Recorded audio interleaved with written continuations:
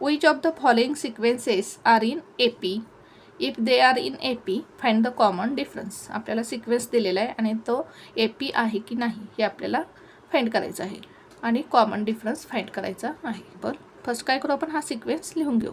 The given sequence is 2, 4, 6, 8 dash dash dash. Here T1 म्हणजेच first term काय आहे 2, T2 म्हणजे सेकंड टर्म काय आहे 4, T3 मीन्स थर्ड टर्म किती आहे 6, त्यानंतर T4 म्हणजेच फोर्थ टर्म किती आहे 8. काय केलं आपण, ह्या टर्म लिहून घेतल्या. आता काय काढायचं आपल्याला, यामधील कॉमन डिफरन्स काढायचा आहे. जर कॉमन डिफरन्स आपल्याला सेम मिळाला तर काय असणार आहे, हा जो सिक्वेन्स आहे नंबरचा तो काय असणार आहे AP असणार आहे. कॉमन डिफरन्स काढू आपण. T2 minus T1. काय करायचं आपल्याला, 2 कॉन्सिक्युटिव्ह टर्म्समधील डिफरन्स काढायचा आहे. T2 minus T1.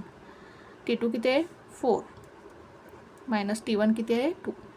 4 मायनस 2 किती येईल 2 येईल. त्यानंतर T3 minus T2. T3 minus T2 या काय कॉन्सिक्युटिव्ह टर्म्स आहेत. T3 मधून आपण T2 मायनस करू. T3 किती आहे 6 मायनस T2 किती आहे 4. 6 मायनस 4 2 मिळेल आपल्याला. त्यानंतर T4 मायनस T3 करायचं आहे.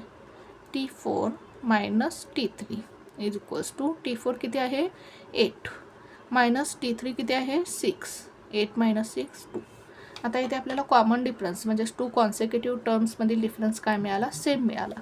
म्हणजेच काय, हा जो सिक्वेन्स आहे नंबरचा तो काय आहे ॲरिथमेटिक प्रोग्रेशन आहे. ॲन्सर लिहू आपण. Here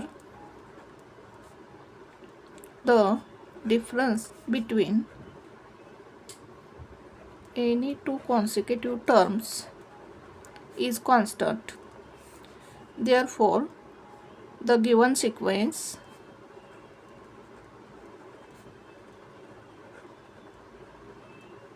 is an AP.